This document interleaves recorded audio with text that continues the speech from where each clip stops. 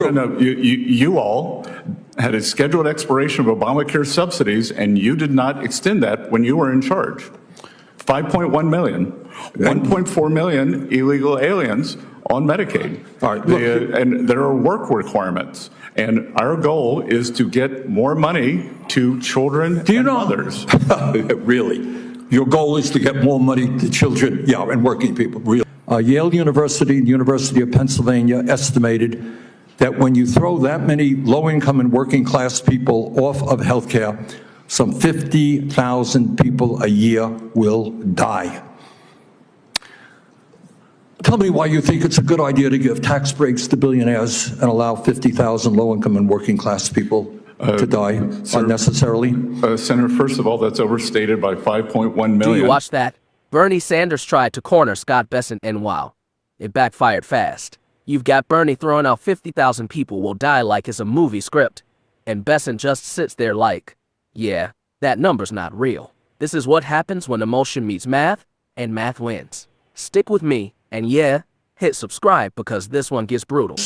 In office right now, leading government agencies. Is that about right, do you think? I have no idea, Senator. I think that's what the number is. Do you think it's a coincidence, given the large number of billionaires in the Trump administration, that this particular piece of legislation would provide $235 billion in tax breaks to the top 0.2% by expanding the exemptions in the estate tax? Senator, I will tell you that when the 2017 Tax Cuts and Jobs Act passed, my tax rate went up. Well, I don't know your exact situation, but I can tell you. Tell me about how many people do you think are in the top 0.2%? Sorry? Number of people in the top 0.2% who would benefit from this particular $235 billion tax break. Well, I know the top 10% is now paying 7%. That's not the question. My question is, why do you think at a time of unprecedented income and wealth inequality, when people like yourself economically have never, ever had it so good, why do you think it's a good idea to cut Medicaid for low-income and working-class people by $700 billion to give $235 billion in tax breaks to the very, very, very richest people in this country, perhaps a few hundred families? Please justify that and tell me about that. Well, Senator, I don't know, but the Democrats had the trifecta, and there was no tax increase or wealth tax on billionaires. You choose. I'm not talking about a tax. You chose not to do that. Mr. Bessent, I am not talking about a wealth tax. Explain. A few hundred of the wealthiest families in this country, $235 billion tax break.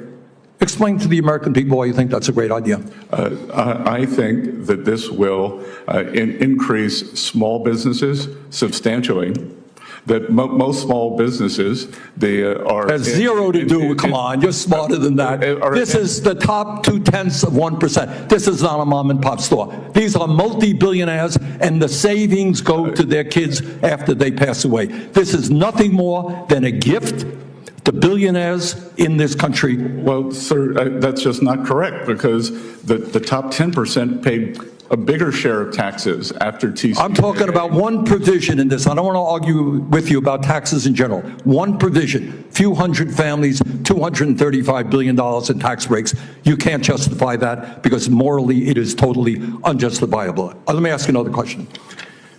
If you guys want to cut $1 trillion in Medicaid and the Affordable Care Act, the estimate from CBO, I believe, is that over 15 million people lose their health insurance. Yale University and the University of Pennsylvania estimated that when you throw that many low-income and working-class people off of health care, some 50,000 people a year will die. Tell me why you think it's a good idea to give tax breaks to billionaires and allow 50,000 low-income and working-class people to die unnecessarily? Senator, first of all, that's overstated by 5.1 million. That is not attributed to this bill. It is simply... It's a combination. That's true. No. You all had a scheduled expiration of Obamacare subsidies, and you did not extend that when you were in charge. 5.1 million. 1.4 million illegal aliens on Medicaid. All right, look- And there are work requirements. And our goal is to get more money to children Do you and know? mothers. Really? Your goal is to get more money? Did you watch that? Because I did, and I had to rewind it twice. Not because it was confusing, but because the contrast was just that clear. You've got Bernie Sanders coming in hot, voice raised, hands moving, throwing out massive numbers. 15 million lose health care. 50,000 people die. And I'm sitting there like, wait, hold on. Where's all of this coming from?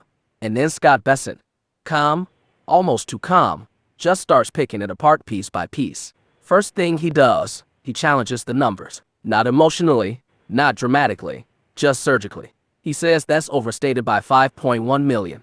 And you can feel the shift in the room because suddenly this giant scary number Bernie built his whole argument on starts shrinking. And here's the part people miss. Bessent didn't just say it was wrong. He explained why. That 5.1 million is tied to Obamacare subsidies that were already set to expire. Expire, meaning this wasn't some new policy ripping health care away. It was something already baked into the system. So now the question becomes, why frame it like a crisis caused by your opponent when it was already happening? And Bernie doesn't really answer that. He just pivots fast. Now suddenly it's about billionaires. Of course. Why are we giving $235 billion to the richest families? And look, I get it. That sounds bad when you say it like that. But Bessent leans in and goes, wait a second. He reminds everyone Democrats had full control before. House, Senate, presidency, the whole package. And what happened? No wealth tax. No billionaire crackdown. Nothing. So now you're outraged. Now it's an emergency. That's a tough sell. And this is where Bernie gets frustrated. You can hear it because he wants a clean narrative. Rich versus poor. Good versus evil. But Bessent keeps dragging it back into reality. Tax structures, incentives, long-term effects. And then comes the line that really hit the Medicaid point. Bessent brings up 1.4 million illegal immigrants receiving Medicaid. And you can almost feel the tension spike because that's not a talking point Bernie wants to engage with. It complicates the narrative because now it's not just we don't have enough money. It's how are we prioritizing the money we do have. And that's uncomfortable. Now look, here's the bigger picture. And this is what I think really matters. Bernie is arguing from emotion. He's painting worst-case scenarios, attaching moral weight to them, and saying, if you don't agree with me, people die. That's powerful rhetoric, but it's also dangerous if the numbers aren't solid. Bessent, on the other hand, is arguing from structure, incentives, and economic behavior. He's saying if you punish success too aggressively, you don't just hurt billionaires. You slow down investment, hiring, expansion, everything. And whether you agree or not, you have to admit that's a real argument. This wasn't just a debate about health care or taxes. It was a clash of worldviews. One side sees government as the solution to inequality. Step in, redistribute, control outcomes. The other side sees growth as the solution. Let people build, invest, create, and the benefits spread. And here's the thing. You can't just shout the other side down and call it immoral. You've actually got to engage with the logic. That's where Bernie struggled in this moment. Because every time he pushed harder emotionally, Bessent just got calmer, more precise, more grounded. And in a setting like that, calm wins. Not because it's louder, but because it's harder to shake. And honestly, that's what made this so fascinating to watch. One guy was trying to win the room. The other was trying to win the argument. And yeah, if you're into breaking down moments like this, real, unfiltered, no-nonsense political showdowns, go ahead and subscribe, because there's a lot more where this came from.